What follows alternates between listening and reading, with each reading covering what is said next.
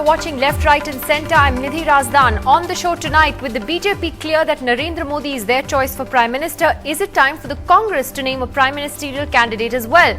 Can the Congress party and Rahul Gandhi afford to look the other way for much longer? Or do people vote for issues over personalities? That's going to be a big political debate also tonight. They tell us these are difficult times for the economy. We should tighten our belts and be ready for austerity. So then why should taxpayers be paying for bureaucrats to get treatment abroad for medical conditions? That's a little later in the show. But first tonight, campaigning in Rajasthan today, Rahul Gandhi was in attack mode as he went after Narendra Modi and pitched the BJP as a party of rich people and the Congress as a party of the poor. Without actually naming Modi, Rahul said opposition leaders only make tall claims. An eager media, of course, has certainly tried to pitch the 2014 elections as a Rahul versus Modi battle, but the Vice President of the Congress is clearly a reluctant leader. The question is, with Modi now clearly the BJP's choice, can the party afford to not take a decision?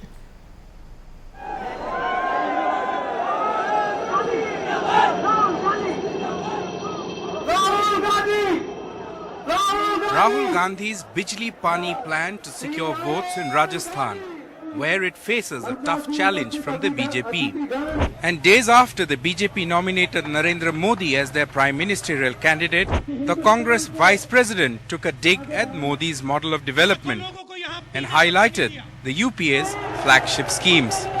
चाहे वो नरेगा की बात की, भोजन के अधिकार की बात की, सिंचाई की बात की, बिजली की बात की, हमने करके दिखाया है। ये फर्क है हम में और उनमें। अब कांग्रेस पार्टी ने इस नारे को बदल दिया। फूड सिक्योरिटी बिल लाए, अब ये नारा बदल गया। आपको मालूम होना चाहिए, पेट भर के रोटी खाएंगे, कांग्रेस पार्टी को लाएंगे। The comparison is inevitable. Is Rahul Gandhi Congress's answer to Narendra Modi?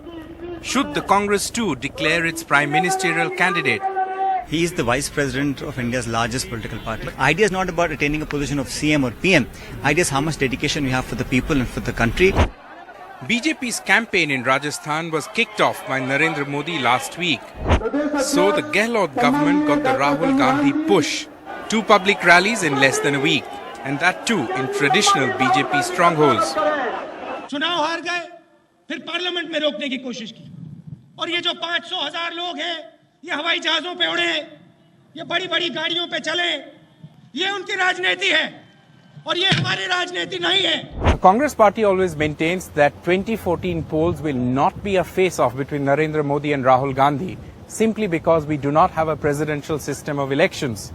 But comparisons are inevitable as both Mr. Modi and Rahul Gandhi are the faces of their party for the next campaign. In Bara with camera person Ashok Mahale, Sandeep Phukan, NDTV.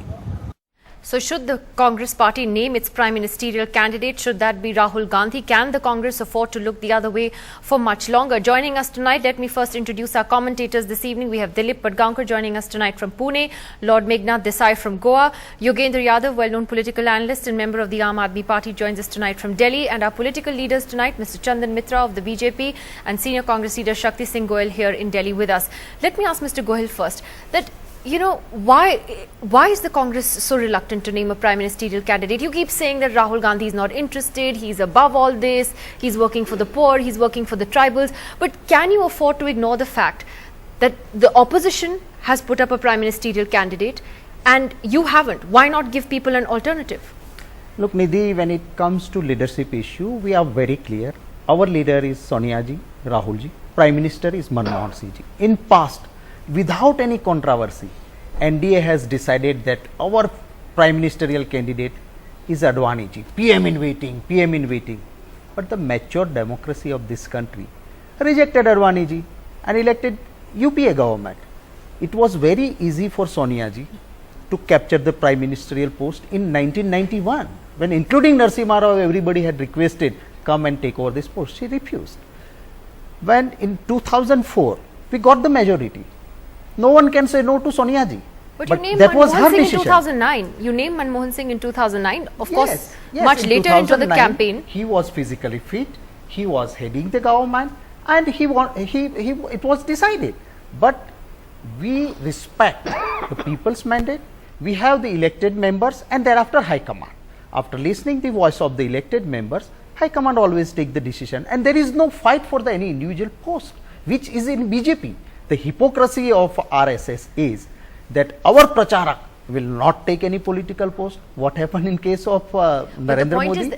The point is they have somebody that they clearly see as their leader, and the Congress seems to be there with We a have reluctant very clear- leader Nidhi, who we doesn't have want to very take clear- on responsibility. We have a clarity.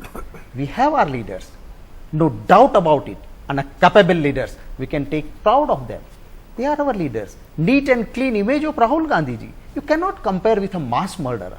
You cannot have a leader who is a controversial, who is dividing society. We have a leader So is who is uniting that what society. this is really about, Chandan Mitra, that the Congress is reluctant to have a Rahul Gandhi versus Narendra Modi battle, that they're actually afraid to pit the two against each other? Well, I think your question answers itself.